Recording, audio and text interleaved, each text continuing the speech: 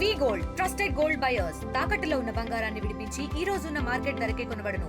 మరిన్ని వివరాలకు సంప్రదించండి 7710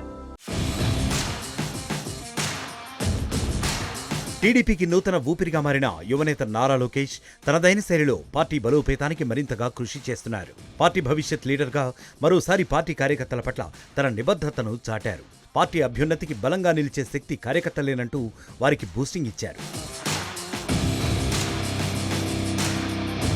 మచిలీపట్నంలో టీడీపీ ఉత్తమ కార్యకర్తల సమావేశం జరిగింది. ఈ సమావేశంలో మంత్రి నారా లోకేష్ ముఖ్య అతిథిగా పాల్గొన్నారు. పార్టీ కోసం కష్టపడ్డ కార్యకర్తలను విస్మరించబోమని స్పష్టం చేశారు. కార్యకర్తల సేవలను తప్పకుండా గుర్తిస్తామని, వారి శ్రమకు ఫలితం దక్కేలా చేస్తామని హామీ ఇచ్చారు.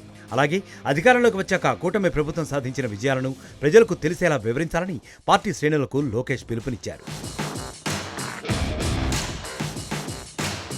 అధికారంలోకి వచ్చాక పార్టీ కేడర్ను ఎన్నడూ మర్చిపోలేదని మంత్రి లోకేష్ తెలిపారు.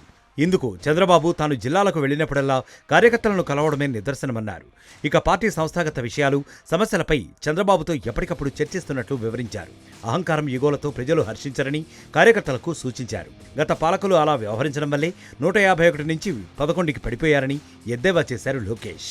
ఎవరైనా నాయకులు తప్పుగా ప్రవర్తిస్తే ఆ ప్రభావం పార్టీపైనే పడుతుందని హెచ్చరించారు. మొదటిది, అనా కష్టపడేవాడికి ఫోటోలు దిగేవాడికి సమానంగా చూస్తే ఎట్లా? నిజమైన కష్టపడిన కార్యకర్తలు మీరు గుర్తించండి అని నన్ను కోరారు. ఇక ప్రభుత్వ పనితీరు, పథకాల అమలు, పార్టీలో అంతర్గత సమస్యలపై గుడ్ గవర్నెన్స్ ఫస్ట్ స్టెప్ పేరిట కూటమి ప్రభుత్వం ఫీడ్బ్యాక్ కార్యక్రమాన్ని చేపట్టబోతోంది.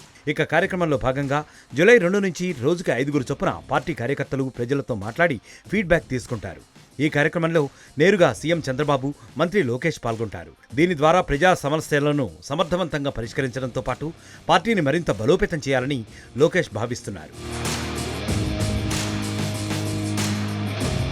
మొత్తంగా మంత్రి లోకేష్ వ్యాఖ్యలు పార్టీ శ్రేణుల్లో సరికొత్త ఆశలు రేకెత్తిస్తున్నాయి. టీడీపీలో కార్యకర్తలను పట్టించుకునే నాయకత్వం ఉందన్న భావన మరింతగా బలపడుతోంది.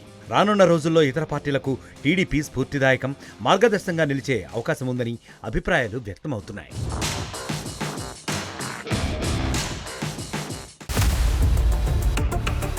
ఇండియా పాకిస్తాన్ తాజా అప్డేట్స్ కోసం డౌన్లోడ్ చేసుకోండి RTV లైవ్ యాప్.